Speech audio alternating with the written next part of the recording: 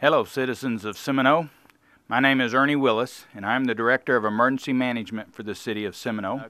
You're in the EOC, just like all of you at home. I have a TV, and just out of a personal preference, it's always on one of the local channels, and I tend to pick Channel 9. Adjacent to the TV is a ham radio set. We have a 2 meter, and then we have a sideband set that can talk a greater distance.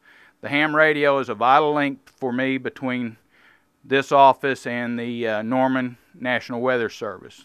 Coming on around the room, you can see we have a small weather station. Basically just gives me wind, temperature, and directional wind. Adjacent to the walkie-talkie is the base station. The base station, pretty much during weather operations, is locked in onto our civil defense frequency, which for those of you with scanners and of interest, it's 155.115. I have 2 monitors attached to the computer. The part of the training that I've gone through to be the Emergency Management Director is called OK First. It's a product put out by the Oklahoma Mesonet, and it allows us an access to a variety of weather products. Some are available to those of you in the public, some of them are proprietary.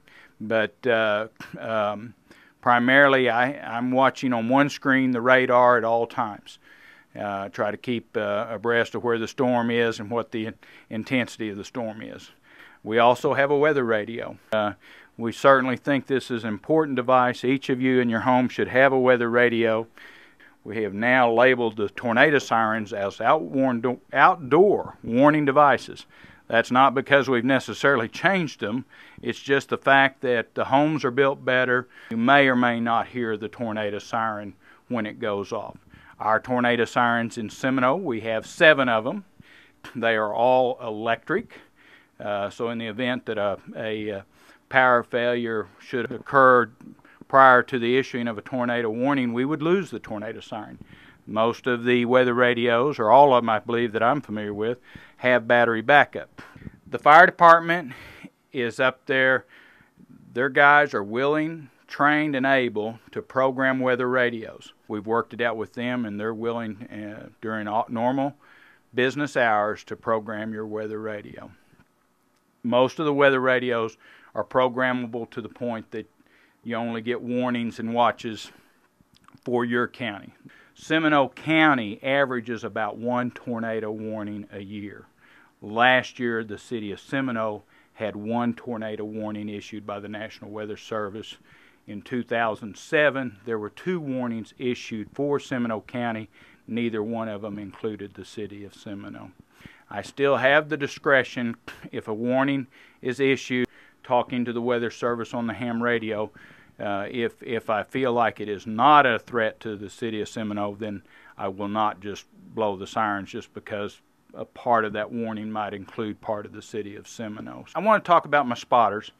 I have probably currently access to 12 trained spotters. A trained spotter is a person who has been through a National Weather Service training program for spotters. Our spotters are they're spotters, they're not storm chasers, okay? And there is a distinct difference. The storm chasers are typically with a camera like I'm looking at right now, out chasing storms to get footage of the storm and the damage that's associated with it. A spotter's job is to take a defensive position for a particular community or area and observe the storm as it comes to that area and issue watches. And before we finish here, I'd like just to kind of take you through the scenario of a storm. When a tornado watch is issued, that may be several hours in front of the actual storm that could produce a tornado. And it's a very large box. It may be 100,000 square miles that the National Weather Service issues the watch for. But It puts us on notice. I start monitoring some of these products to see where the storm is and how it's moving. As it approaches Seminole County in whatever direction, I make the determination to call out the spotters. In the event that a tornado warning is issued, like I say, if it is an immediate direct threat to Seminole, i.e. if the National Weather Service issues a tornado warning for a storm that is located 3 miles southwest of Seminole moving northeast, you bet, we're going to blow the sirens. We're going to try to give you as much warning as we can. Please heed the warning, take your precautions. You hear it all the time. Get to the center of your house, get to the lowest point in your house, get away from all the glass and windows.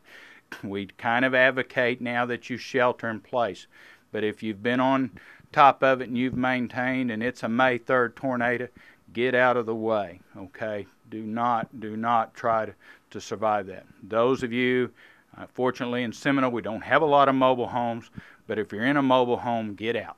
Get out. There is absolutely no protection whatsoever from that mobile home. Have a plan now. Develop a plan now as to what you're going to do in the event of a tornado.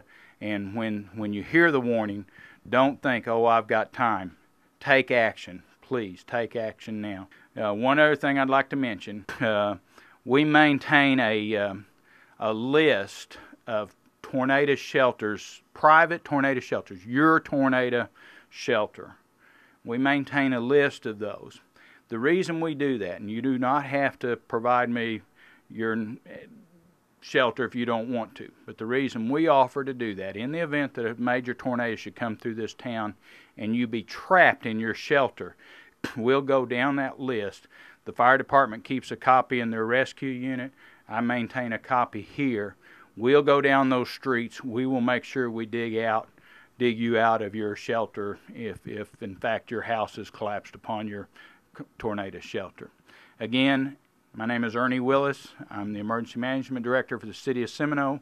You can reach me at 405-382-3702. Thank you.